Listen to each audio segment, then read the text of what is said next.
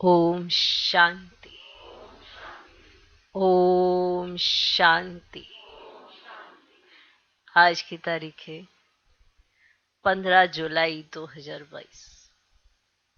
साकार महावाक्य। बाबा कहते, मीठे बच्चे, तुम्हारे सच्चे तीर्थ हैं शांति धाम और सुख धाम। तुम्हारे सच्चे तीर्थ हैं शांति धाम और सुख धाम। तुम्हें रूहानी पंडा सत्य तीर्थ कराने आया है।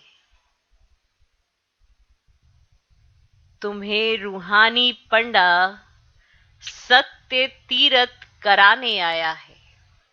तुम राजाई और घर को याद करो।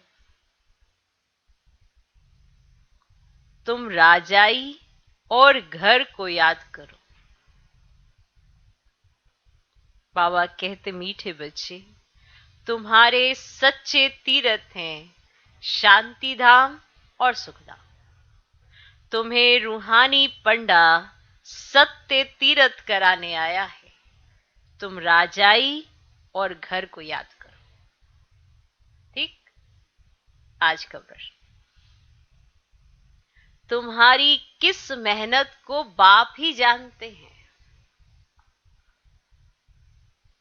तुम्हारी किस मेहनत को बाप ही जानते हैं? बाप ने उस मेहनत से छूटने की कौन सी युक्ति बताई है?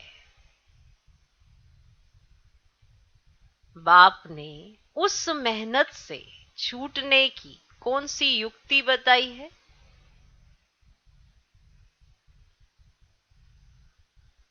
तुम्हारी किस मेहनत को बाप ही जानते हैं।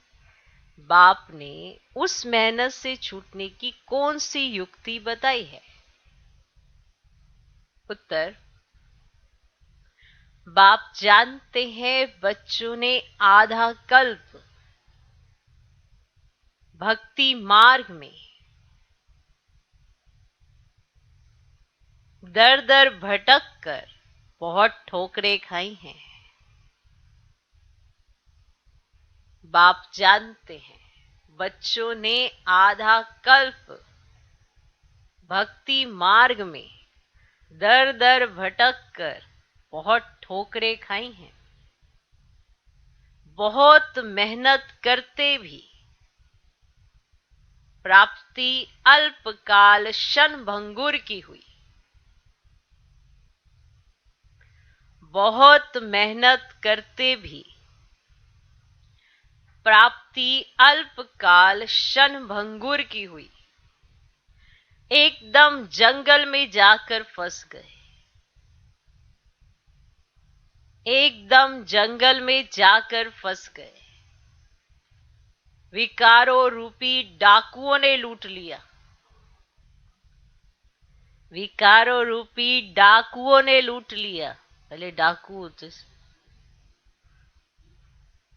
विकारों रूपी डाकुओं ने लूट लिया। एक विकार, दूसरा विकार, तीसरा विकार, इतने सारे डाकू लग गए। अब बाप इस मेहनत से छूटने की युक्ति बताते। अब बाप इस मेहनत से छूटने की युक्ति बताते। बच्चे सिर्फ मुझे याद करो। बच्चे सिर्फ मुझे याद करो। क्या बताते? बच्चे सिर्फ मुझे याद करो। मेरे से ही सच्ची सगाई करो। मेरे से ही सच्ची सगाई करो। इस बेहद की सगाई में ही मजा है। इस बेहद की सगाई में ही मजा है। दे अभिमान रूपी बड़े डाकू से बचने के लिए अपने को इस देह से न्यारी आत्मा समझो। दे अभिमान रूपी बड़े डाकू से बचने के लिए अपने को इस देह से न्यारी आत्मा समझो। ठीक। तो तुम्हारी किस मेहनत को बाप ही जानते हैं। बाप ने उस मेहनत से छूटने की कौन सी युक्ति बताई है। उत्तर, बाप जानते हैं बच्चों ने आधा कल्प भक्ति मार्ग में दर दर भटक कर बहुत ठोकरें खाई हैं। बहुत मेहनत करते भी प्राप्ति अल्पकाल क्षण भंगुर की हुई। एकदम जंगल में जाकर फंस गए। विकारों रूपी डाकुओं ने लूट लिया। अब बाप इस मेहनत से छूटने की युक्ति बताते हैं। बच्चे, सिर्फ मुझे याद करो, मेरे से ही सच्ची सगाई करो। इस बेहद की सगाई में ही मजा है। देह अभिमान रूपी बड़े डाकू से बचने के लिए अपने को इस देह से न्यारी आत्मा समझो। ओके। आज का गीत है ओम नमो शिवाय। ओम शांति। बच्चों को रिफ्रेश करने के लिए रिकॉर्ड भी काफी होते हैं, है ना। बच्चों को रिफ्रेश करने के लिए रिकॉर्ड भी काफी होते हैं ना? इसीलिए बाप कहते हैं और फर्नीचर आदि तो घर में लाया जाता है, 5-7 रिकॉर्ड भी घर में रखो। भल बाल बच्चे भी रिकॉर्ड सुने तो भी नशा चढ़े। महिमा तो सारी एक बाप की ही है ना, परंतु इस समय कोई उनको जानते नहीं है। और तो मनुष्यों की ढेर महिमा करते हैं। फॉरेन के कोई आदमी आते ना तो उनके दर्शन करने के लिए जाते हैं, और बाप को सिर्फ बच्चे ही जानते हैं। एक ही बाप है जो पतित दुनिया से पावन दुनिया में ले जाते हैं। पतित दुनिया है विशेष सागर और पावन दुनिया है क्षीर सागर। तो मीठे मीठे बच्चे, तुम यह भी निश्चय करते हो कि हमको अब श्रीमत मिली है, रूहानी पंडा मिला है। जिस्मानी पंडे हैं जिस्मानी यात्रा कराने वाले, और मनुष्य कितने यज्ञ तीर्थ आदि करते आए हैं ना, परंतु फायदा तो कुछ नहीं। तुम बच्चों की बुद्धि में ये ज्ञान रहना चाहिए जिससे खुशी रहे। जन्म जन्मांतर कितने तीर्थ किए हैं, परंतु सच्चा तीर्थ एक ही है, अथवा 2 कहो, और कराने वाला है बाप। और वे समझते हैं यज्ञ तप तीर्थ करने से भगवान मिलेगा। अच्छा, वे कहां ले जाएंगे? जरूर अपने घर ही ले जाएंगे। वास्तव में सच्चा सच्चा तीर्थ है सुखधाम और शांतिधाम। तुम बच्चों की बुद्धि में है कि हमें सच्चे सच्चे तीर्थों को ही याद करना है, यही मन मना भाव है। बच्चे जानते हैं हम अभी तीर्थों पर जा रहे हैं। बाप कहते हैं अपने घर को और राजाई को याद करो। स्वर्ग का रचयिता एक बाप ही है, उसको हेमनली गॉड फादर कहा जाता है। इसीलिए पूछा जाता है हेमनली गॉड फादर से आपका क्या संबंध है, नहीं ऐसा पूछा जाता है। अगर सिर्फ तुम पूछेंगे कि गॉड फादर को तुम पहचानते हो, तो झट कह देंगे हाँ वह सर्वव्यापी है। तो ये समझाने की युक्ति रची जाती है कि बच्चों को सहज हो। तकलीफ तो बहुत देखी है ना, तकलीफ तो आप सबने बहुत देखी है ना। आधा कल्प 63 जन्म तुम आसुरी मत पर चले हो। पुरुषार्थ तो किया जाता है अच्छी प्रारब्ध पाने के लिए, परंतु तुम जानते हो अभी हमारी चढ़ती कला हुई नहीं है, और ही गिरते आए हैं। कितना माथा मारते रहते हैं। भक्ति मार्ग में कितनी मेहनत की, दर दर भटकते हो, दर दर भटकते हो। अब तो समझ में आ गया ना, अब तो नहीं भटकने जाना है। नहीं नहीं, दर्शन कराए, मान्यता बहुत है, हाँ बहुत वहां का नाम है। नाम भी भक्तों ने किया ना, आप ही ने किया होगा पहले, हाँ। और उसी अंधश्रद्धा में सब चले आ रहे। अब तो भगवान आपको अंधश्रद्धा से निकाले, विश्वास में ला रहे हैं ना।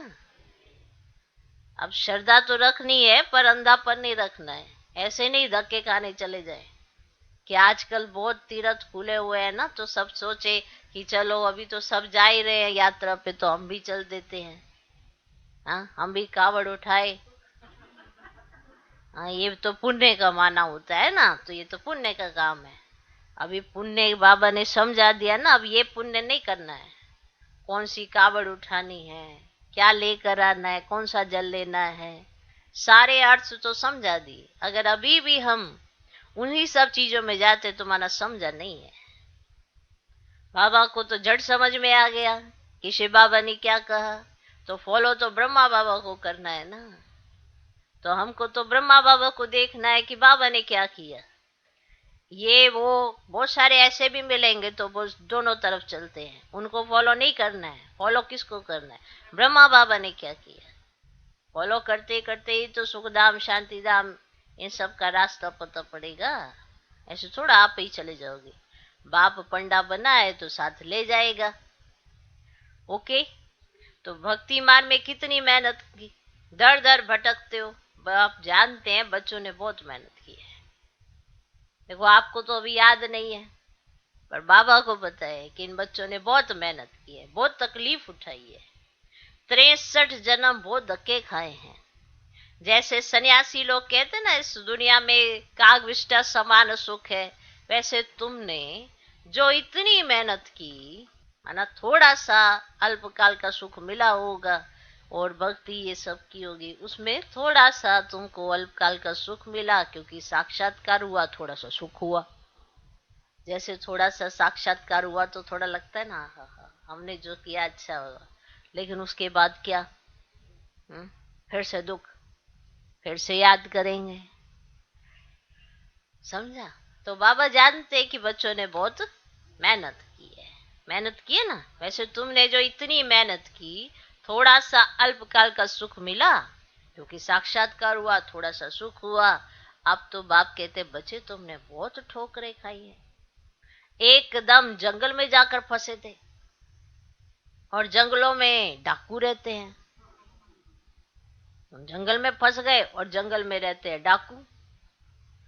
इस जंगल में भी कई तुमको लूटने वाले डाकू मिलते हैं।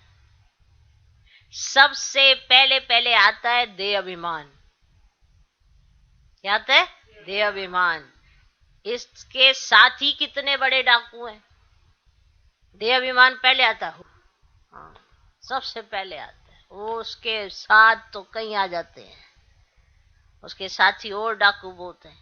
अब ये है आदि मध्य अंत दुख देने वाले नंबर 1 डाकू। तुमको डाकू होते जंगल के अंदर छिपे छिपे रहते हैं, ऐसे पता नहीं पड़ता, ऐसे देखो तो जंगल ठीक है, पर उसके पीछे छिपे होते हैं। तो ये भी दुनिया एक जंगल है इस समय, चारों तरफ डाकू ही डाकू है। मनुष्य डाकू नहीं है, विकार डाकू है। ऐसे नहीं कि घर जाओ तो कहे तुम तो डाकू हो, हाँ किसी को ऐसे नहीं कहना। तो ये जो देह अभिमान रूपी डाकू है, ये है आदि मध्य अंत दुख देने वाले नंबर 1 डाकू। ये किसको पता ही नहीं। तुम कहते हो ये बड़े से बड़े डाकू हैं, मनुष्य कहते हैं ये डाकापना जरूर चाहिए, और मनुष्य कहते हैं ये डाकापना जरूर चाहिए। और बाप कहते हैं इन डाकुओं ने क्या तुम्हारी हालत कर दी है। माना ऐसे धोबी पछाड़ जैसे होते हैं, तुम्हारे को क्या हालत, सब कुछ ले गया तुम्हारा। एक दो को काम कटारी से मारते हैं, कितना खर्चा करते हैं, धक्का खाते खाते अब क्या हाल हो गया है। अब यह तो बेहद की बातें हैं। हाँ, आज बच्चा जन्मा, खुशी हुई, कल मर जाता है तो रोने लग पड़ते। दुनिया की हालत देखो अब क्या है। तो अब तुम जानते हो बाबा आया हुआ है, वही सतगुरु है। वो गुरु लोग तो अनेक प्रकार के हैं, रास्ता बताते हैं। जप तप दान पुण्य आदि करने से भगवान मिलेगा, परंतु इसमें कितना खर्चा लगता है। यहाँ कोई खर्चा नहीं, सिर्फ कहते हैं बाप को याद करो। यह सच्ची सगाई है। कन्या की सगाई होती है ना, उनको क्या पता किससे सगाई होगी। अब यह भी कहते हैं कि भगवान साजन आएगा जरूर, परंतु जानते ही नहीं, और वह है हद की बात। और इस बेहद की सगाई में कितना मजा है। बाप कहते मैं तुमको श्रीमत देता हूं तो उस पर सबको चलना पड़े। तुम जानते हो कल्प कल्प श्रीमत मिलने से ही भारत श्रेष्ठ बनता है। भारत को ही पैराडाइज कहते हैं। सेंसिबल जो है वे समझेंगे बरोबर पैराडाइज भारत ही था, और भारत में ही गॉड गॉडेज का राज्य था। तुम उन्हें समझा सकते हो कि भारत जब हेवन था उस समय तुम थे नहीं, कोई भी नेशनैलिटी नहीं थी, गॉड गॉडेज का राज्य समझते थे। कृष्ण को ही कभी लॉर्ड कभी गॉड कह देते हैं। अब श्री कृष्ण का ही मान है, लॉर्ड क्यों कहते हैं? लॉर्ड क्यों कहते हैं? क्योंकि उनको भगवान समझते हैं। अब गीता के भगवान ने सबको सदगति दी है, नाम कृष्ण का डाल दिया है, इसलिए कृष्ण का बहुत मान है। अब कहते हैं कृष्ण सांवरा, कृष्ण गोरा, श्याम सुंदर, कैसे कैसे काले चित्र बनाते हैं, बहुत काले काले, ऊपर से हीरे का श्रृंगार कर देंगे। माना क्या बुद्धि भ्रष्ट हुई थी हमारी। नहीं, अभी उनको गलत नहीं कहना है जो ऐसी भक्ति कर रहे हैं, अपने को कहो कि हम क्या कर रहे थे। उनको तो जब पता पड़ेगा तो वो तुम्हें कहेंगे अच्छा तुम्हें पता पड़ा, हमें क्यों नहीं बताया। समझा? हम क्या कर रहे थे इस पर विचार करो, कि जहां भी कोई कुछ कहता था ना वहीं पे माथा टेक देते। तो बाबा कहते कैसे कैसे काले चित्र बनाते हैं। माना बाबा को भी बड़ा वंडर लगा जब शिव बाबा ने परिचय दिया अपना, तो फिर पता पड़ा हमने क्या क्या किया। काली माता बनाई है कलकत्ते की, माना काली कलकत्ते वाली, कलकत्ते वालों की ही काली माता है। तो काली माता बनाई है कलकत्ते की, आस पास जहां तहां काली के ही मंदिर होंगे कलकत्ते में ना, आसपास जहां तहां होंगे ना काली के ही मंदिर होंगे। जगत अम्बा के चित्र भी किस्म किस्म के बनाते हैं। अभी तुम्हारी बुद्धि खुल गई है? ये कौन बैठकर समझाते हैं? खुल गई बुद्धि? सतगुरु, सत बाबा, सत शिक्षक, उनका नाम है सत, सच बोलने वाला, सच जानने वाला। ग्रंथ सुखमणि में उनकी बहुत महिमा है। अब वे आकर सचखंड की स्थापना करते हैं और मनुष्यों को ऐसा सच्चा बनाते हैं। तुम सबको सच बताते हो। सिख लोगों को भी समझाना तो बहुत सहज है, वे अकाल तख्त को भी मानते हैं। सत श्री अकाल का तख्त है यह। बेचारों को कुछ भी पता नहीं है कि सत श्री अकाल किस तख्त पर बैठते हैं। आत्मा शरीर रूपी तख्त पर बैठती है। कितना बड़ा तख्त है। बाप आकर इस तख्त पर बैठते हैं, यह है अकाल तख्त। ज्ञान सागर बाप इसमें बैठ हमको मुक्ति, जीवन मुक्ति की राह दिखा रहे हैं। ब्रह्मांड सृष्टि के आदि मध्य अंत की सब बातें समझाते हैं, जिस बात को कोई नहीं जानते हैं। सब अपनी अपनी बड़ाई में मस्त है। तुम्हारी मस्ती देखो कैसी है। तुम जैसे मास्टर नॉलेजफुल बन गए हो, अब तुमको सारी नॉलेज मिली है। जानते हो टीचर पढ़ाते हैं तो साथ में आशीर्वाद भी होती है, मांगने की दरकार नहीं रहती। टीचर का काम है पढ़ाना, पढ़ना तुम्हारा काम है। समझे? ये भी समझो कि कौन कौन से काम किसके हैं। कई बार ये भी नहीं पता होता, सोचे बाबा आ जाओ पढ़ लो, आप मुरली क्यों नहीं पढ़वाते हो बाबा? माना बाबा कहते मैंने तो पढ़ा दी। नहीं नहीं, आप मेरे से पढ़वाओ भी ना, सारा दिन में हमारे को टाइम नहीं मिलता, आप करवाना ही नहीं चाहते, आप हमें टाइम दिलवाओ बाबा। टीचर ही पढ़ाए, टीचर ही पढ़वाए और टीचर ही पास कराए, तो तुम्हारा क्या रोल है भाई? तुमने क्या करना है? टीचर का काम है पढ़ाना, पढ़ना तुम्हारा काम है। इस पॉइंट पर विशेष अटेंशन देना। इसी तरह से आपके जीवन में भी जितने कार्य होते हैं, पता तो करो आपके कार्य माना आपकी रिस्पॉन्सिबिलिटीज क्या क्या है। आप अगर वो करने लग जाओ और बाबा को साथ रखो तो कर्म योगी हो गए। अगर वो कर्म ही नहीं करते, उनका बोझ ही सिर पर इतना है। तो टीचर का काम है पढ़ाना, पढ़ना तुम्हारा काम है। तुम्हारी बुद्धि में ये नॉलेज ही फुल होनी चाहिए। नाटक में सभी एक्टर्स बुद्धि में रहते हैं ना।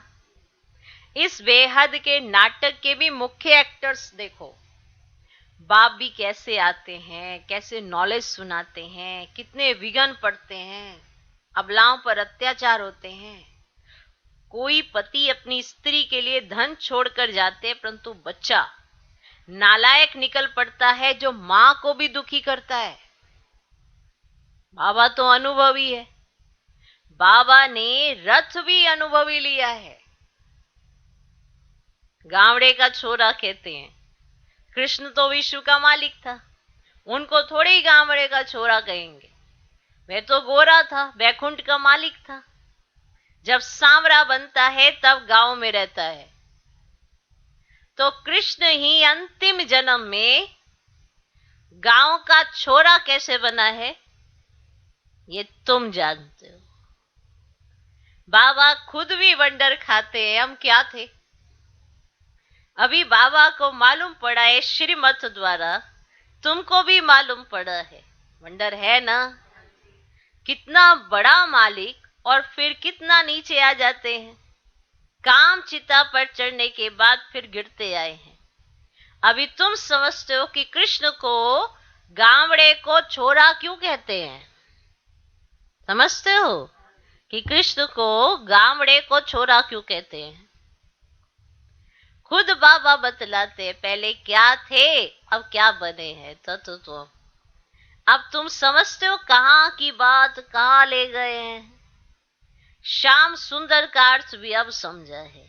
हम भी ऐसे थे, ना जो भी बाबा समझाए, ये नहीं सोचो दुनिया क्या कर रही है, सोचो हमने क्या किया। हम भी पहले ऐसे ही थे, हमने भी 84 जन्मों का चक्र लगाया है। अब नाटक पूरा होता है, अब जाते हैं अपने घर। बड़ी सहज बात है। बाप कहते हैं मामे कम याद करो और वर्षे को याद करो, सबको रास्ता बताओ। ज्ञान अंजन सतगुरु दिया, अज्ञान अंधेर विनाश। तो गायन भी कितना अच्छा है। अंधेरे के बाद फिर सोजरा होता है। ब्रह्मा का दिन और ब्रह्मा की रात। तुम्हारी बुद्धि में अब सारा राज आ गया है। जानते हो अभी हम संगम युग पर बैठे हैं। सब अभी गए कि गए अपने घर। बाबा सम्मुख बैठ बचे बचे कहते हैं ब्रह्मा मुख द्वारा। इस रथ में बैठे हैं, वही ज्ञान का सागर है। ये ब्रह्मा फिर हो जाता है मास्टर ज्ञान का सागर। तो ज्ञान सागर पतित पावन इस तन में है। खुद भी कहते हैं कि मैं इस तन में आता हूं, नहीं तो किसके तन में आऊं। जो ब्राह्मण भी बनाऊं और नॉलेज भी दूं, क्या बैल में आऊंगा। आजकल बैल के मस्तक पर भी शिवलिंग बनाते हैं। तो ब्राह्मण भी जरूर चाहिए। तो ब्राह्मण कहां से आए, जरूर अडॉप्ट करना पड़े ब्राह्मणों को। अभी तुम ब्राह्मण बने हो, फिर देवता क्षत्रिय बनेंगे। अब जिस्मानी ब्राह्मणों की बात नहीं है, अब वह है कुक वंशावली और तुम ब्राह्मण हो मुख वंशावली। तुम अच्छी रीति समझा सकते हो। ब्रह्मा द्वारा स्वर्ग की स्थापना, वे ब्राह्मण तो ये जानते ही नहीं, तो वे ये ज्ञान कहां से लाए। तो बाप अच्छी रीति समझाते हैं, बच्चे जितना हो सके, जितना हो सके, और जरमुई जगमुई छोड़ दो। जरमुई जगमुई छोड़ दो। जो अपने को ही अभी हम नहीं समझ रहे हैं, तो अभी तो कितना मार्जिन बाकी है। जो ये समझे कि हाँ मैं नहीं करता जरमुई जगमुई, तो बाबा की ये डायरेक्शन पर ही पहले पालन कर लो। तो माना अभी करते हैं ना जरमुई जगमुई, तो फिर इतनी मेहनत अभी बाकी है। दूसरे को नहीं देखो, अपनी तरफ देखो। ये दूसरे की तरफ देखने के चक्कर में तो जरमुई जगमुई होती है। तो बच्चे जितना हो सके और जरमुई जगमुई छोड़ दो। शरीर निर्वाह तो धंधा आदि भी करना ही है। बाकी जो समय मिले मोस्ट बिलवड बाप को याद करना। वे भी बच्चों को इतना प्यार करते हैं। मित्र संबंधी आदि ढेर थे, परंतु उन सब से बुद्धि योग हटाए नए संबंध में कितना लव रहता है। सर्विसेबल बच्चों को छाती से लगा ले, इतना प्यार आता है। बाबा को सर्विसेबल बच्चों को देखकर दिल होती है कि गले से लगा ले। बहुत बच्चे सपूत है, बहुत अच्छी सर्विस करते हैं, अंधों की लाठी बनते हैं, दुखियों को सुखधाम का मालिक बना रहे हैं, तो बाप ऐसे बच्चों पर बलिहार जाते हैं। खुद सुख नहीं लेते हैं, कहते तुम ही सुख लो। जो कहीं अपने सुख की चिंता करते रहते हैं, खुद को ही सुख चाहिए, वो दूसरों को क्या सुख दें। जिनको अपनी पड़ी है कि हाँ मेरे को सुख चाहिए, मेरे को सुख चाहिए, तो वो दूसरे का भी सुख ले लेते हैं। बाबा कहते ऐसे सर्विसेबल बच्चे जो होते हैं, बाबा उन पर बलिहार जाता है, जो खुद सुख नहीं लेते। कहते तुम ही सुख लो, हम तो मुक्ति धाम में जाते हैं। फिर बाबा भी हम बच्चों को ऐसा ही शिक्षा अपने कर्म से करके दिखाते हैं। ना तो स्वर्ग में जाते हैं और आते भी तुम्हारी पतित दुनिया में, वहां पे भी बाबा को बच्चे पहचानते नहीं। कितनी मेहनत लगती है अपनी पहचान देने में, झट से थोड़ा पहचान लिया। अभी भी पुरुषार्थी जीवन में कभी ऊपर कभी नीचे करके किसके ऊपर उंगली उठाते हैं, सीधा बाप पर ही। तो बाबा खुद अपने लिए थोड़ा सुख लेते हैं, किसको देते हैं? बच्चों को। कहते बच्चे तुम लो सुख, हम तो मुक्ति धाम में जाते हैं, ड्रामा में पार्ट तुम्हारा ही है। वैकुंठ का मालिक हमको नहीं बनना है, वैकुंठ के मालिक तुम बनते हो। उस समय तुम गोरे हो, फिर राज्य गवाते हो तो सांवरे बनते हो। तो सांवरे हो गोरे का अर्थ कितना अच्छा है। बाबा ने चित्र भी ऐसा बनवाया है, श्याम और सुंदर। 84 जन्म कैसे लेते हैं, फिर बाप द्वारा राजयोग कैसे सीखते हैं। लोग तो कृष्ण को जन्म मरण रहित कह देते हैं, तुम कृष्ण के 84 जन्मों को सिद्ध कर बताते हो, इसीलिए वे काट कर सिर्फ चित्र रख देते हैं। वंडरफुल है मनुष्यों की बुद्धि, कितना पलटाना पड़ता है बुद्धि को। अब तुम्हारी बुद्धि पलटी हुई है, पलटी हुई है, ये भी तुम बच्चे जानते हो। इस दुनिया की एंड है। तुम बोल सकते हो इन बॉम्ब शादी से सृष्टि का विनाश हुआ था, तुम ये क्या कर रहे हो, वेस्ट ऑफ टाइम कर रहे हो। बचने का कितना भी प्रबंध करेंगे, परंतु मरना तो जरूर है ही। बॉम्ब शादी कितने खौफनाक बनाए हैं, दुनिया की हालत देखो क्या है। बाकी थोड़ा समय है, मौत आया कि आया। कल्प पहले मुआफिक सबके शरीर, धन दौलत आदि सब मिट्टी में मिल जाएंगे।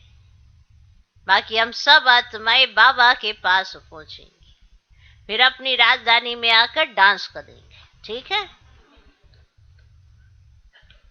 बाबा के पास पहुंचेंगी, फिर अपनी राजधानी में आएंगी और फिर डांस करेंगे। ठीक, अच्छा। मीठे मीठे सिकिलदे बच्चों प्रति माता पिता बाप दादा का याद प्यार और गुड मॉर्निंग। रूहानी बाप की रूहानी बच्चों को नमस्ते। हम रूहानी बच्चों की भी रूहानी बाप को नमस्ते नमस्ते नमस्ते। Good morning, good morning, good morning. धारणा के लिए मुख्य सार, पहला पॉइंट, अपनी बुद्धि को नॉलेज से सदा फुल रखना है।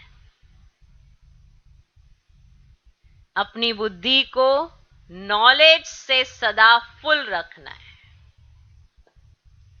बाप से आशीर्वाद व कृपा मांगने के बजाय, बाप से आशीर्वाद व कृपा मांगने के बजाय पढ़ाई पर पूरा ध्यान दे। अपने ऊपर आप ही कृपा करनी है। अपनी बुद्धि को नॉलेज से सदा फुल रखना है। बाप से आशीर्वाद व कृपा मांगने के बजाय पढ़ाई पर पूरा ध्यान दे, अपने ऊपर आप ही कृपा करनी है। दूसरा पॉइंट, दुखियों को सुखधाम का मालिक बनाने की सेवा करनी है। दुखियों को सुखधाम का मालिक बनाने की सेवा करनी है। ऐसा सपूत सर्विसेबल बनना है। ऐसा सपूत सर्विसेबल बनना है जो बाप भी बलिहार जाए। ऐसा सपूत सर्विसेबल बनना है जो बाप भी बलिहार जाए। आज का वरदान, मन बुद्धि की एकाग्रता द्वारा हर कार्य में सफलता प्राप्त करने वाले कर्म योगी भव। मन बुद्धि की एकाग्रता द्वारा हर कार्य में सफलता प्राप्त करने वाले कर्म योगी भव। दुनिया वाले समझते हैं कि कर्म ही सब कुछ है, लेकिन बाप दादा कहते हैं कि कर्म अलग नहीं, कर्म और योग दोनों साथ साथ हैं। कहीं कहते हैं ना कि परमात्मा की याद क्या, ये कर्म ही कर लिया, ये बहुत बड़ी बात है। तो ऐसे भी हैं जो कर्म को ही सब कुछ मानते हैं कि बस कर्म पे ध्यान दो, कर्म पे ध्यान दो, लेकिन कर्म के साथ योग भी है, दोनों साथ साथ है। ऐसा कर्म योगी कैसा भी कर्म होगा उसमें सहज सफलता प्राप्त कर लेगा। चाहे स्थूल कर्म करते हो, चाहे अलौकिक करते हो, लेकिन कर्म के साथ योग है, माना मन और बुद्धि की एकाग्रता है। अगर कर्म के साथ योग है तो कहीं कहते हैं हम कुछ करते हैं फिर हम भूल जाते हैं कि हमें ये करना है, हमें वो करना है। योग कहाँ है? जोड़ तो होना जरूरी है ना बाबा के साथ, बुद्धि तब तो एकाग्रता हो। मन बुद्धि एकाग्र नहीं, आप बस हाथों से ही कोई काम करे जा रहे हो, उसमें कहां से सफलता मिल जाएगी आपको? नहीं, योग होता है। ये भी बहुत विशेष पॉइंट है कि कर्म के साथ अगर योग है ना तो मन और बुद्धि में एकाग्रता होती है और वो कर्म सफल जरूर होता है, जरूर सफल होता है। कर्म योगी आत्मा को बाप की मदद भी स्वतः मिलती है, तुरंत उसको क्लिक होता है कि ये ऐसा करना है, ऐसा करना है, ऐसा कल भी था, क्लिक होगा समय से पहले। ये नहीं कि समय बीत जाने के, ओहो बीत जाने पर बाबा की याद होगी, आप कर्म करेंगे साथ में आपको याद रहेगा। बाबा एकदम बारिश आने से पहले ही आपको एकदम से आगे कि बारिश आने वाली है। कोई भी चीज है, आप कुछ भी कार्य करते हो, उसके लास्ट आदि सो अंत तक तो बुद्धि में रखो ना।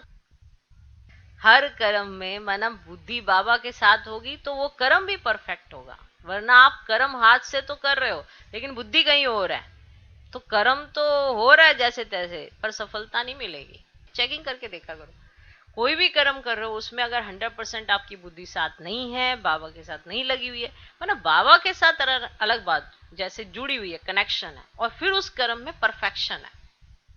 अगर कनेक्शन आपका बाबा के साथ है तो वो कर्म परफेक्ट होगा ही होगा, क्योंकि दिल से अब आप उस कर्म के साथ भी जुड़ गए, बाबा के साथ भी जुड़ गए, और आपका वो कर्म परफेक्ट ना हो ऐसा नूंदा ही नहीं हुआ है। अब ये चीजें नूंदी हुई हैं अगर आप करते हो तो, नहीं तो फिर आप करे चलो, ये तो कोई भाव ही नहीं होता, कोई भावना नहीं होती, तो चीजें भी ऐसे ही waste of time, waste of energy, कोई इंपॉर्टेंस नहीं किसी भी चीज की, तो फिर ऐसे ही होता है। तो इसीलिए कर्म योगी आत्मा को बाप की मदद भी स्वतः मिलती है, स्वतः ही उसको। अब एक ही काम को करने में आपको 1.5 घंटा लग रहा है, बाबा के साथ आप कनेक्टेड हो, आपको 5 मिनट में वो काम हो गया, तो कितनी देर आपकी बच गई ना। तो तो वो जो बचा हुआ समय है, शुक्रिया तो कर लो भगवान का कि उसने बचा दिया। आज का स्लोगन, बाप के स्नेह का रिटर्न देने के लिए अंदर से अनासक्त व मनमना भव रहो। बाप के स्नेह का रिटर्न देने के लिए अंदर से अनासक्त व मनमना भव हो रहो। है ना, मुझे बाबा ने बहुत स्नेह दिया है, अब मुझे उस स्नेह का रिटर्न देना है, तो मुझे किसी भी चीज में ना आसक्ति नहीं रखनी है। ये है स्नेह का रिटर्न। अगर आसक्ति रख ली तो फिर मना अभी भी आपकी कोई ना कोई तृष्णाएं बची हैं, कोई इच्छाएं बची हैं, मना अभी भी आप भगवान से गुहारी लगाएंगे या उलाहने रखेंगे, बस एक ही काम होगा। लेकिन मुझे जो इतना दिया है ना भगवान ने, वो बहुत बहुत बहुत पदम गुना दिया है। अब अगर ये चीज आप फील करते हो तो जाके आप अनासक्त हो सकते हो, और फिर आपका मन बाबा में समाया हुआ रहेगा। मन में संकल्प भी वही आएंगे जो बाबा की श्रीमत पर मानोगे, तो हो गए ना मन मना भव। मन मना भव माना मन को उसमें लगाने के लिए मन में संकल्पों की जो गति होनी चाहिए वो श्रीमत परमान होनी चाहिए, बाप की श्रीमत के अकॉर्डिंग होनी चाहिए। ऐसे नहीं कि विपरीत ही सोचे जा रहे और फिर कहो क्या करें, मन तो वश में ही नहीं होता। मन को वश थोड़ा करना है, मन को दिशा देनी है, व्यर्थ से समर्थ की तरफ, नेगेटिव से पॉजिटिव की तरफ उसको दिशा देनी है। उसका काम है संकल्प चलाना, वो अपना काम करेगा। जैसे बाबा का काम है पढ़ाना, मेरा काम है पढ़ना, मन का काम है संकल्प चलाना। अब उसमें कैसे संकल्प चलवाने, ये काम है आत्मा का। अब आत्मा को संग अगर लगा होगा परमात्मा का तो मन सही दिशा की तरफ जाएगा। और फिर दूसरा काम आता है बुद्धि का, कि बुद्धि जजमेंट दे, परखे, ये सब बुद्धि का काम है। और अगर बुद्धि में हर घड़ी आपको परमात्मा श्रीमती याद रहती है, बुद्धि माना याद करती है ना सब चीजें, तभी तो आप परखोगे कि आप क्या कर रहे हो। तभी आपके दैवी संस्कार, रॉयल संस्कार, ये फिर सबको दिखाई देने लगेंगे। जब ये तीनों शक्तियां आपकी एक्यूरेट चलने लगेंगी तो आत्मा राजा, और जब आत्मा राजा है तो सारी शक्तियां उसके अंडर है। तो ये पूरा प्रोसेस है। अगर हम लेके चले कि मुझे बाबा ने स्नेह दिया, अब मेरे रिटर्न करने की बात है, तो मेरी आसक्ति किसी चीज में भी, किसी भी चीज में नहीं होनी चाहिए। माना दूसरे की चीज में भी नहीं होनी चाहिए, अपने पास भी जो चीजें उसमें भी नहीं होनी चाहिए, किसी भी चीज में आसक्ति नहीं होनी चाहिए। अनासक्त भाव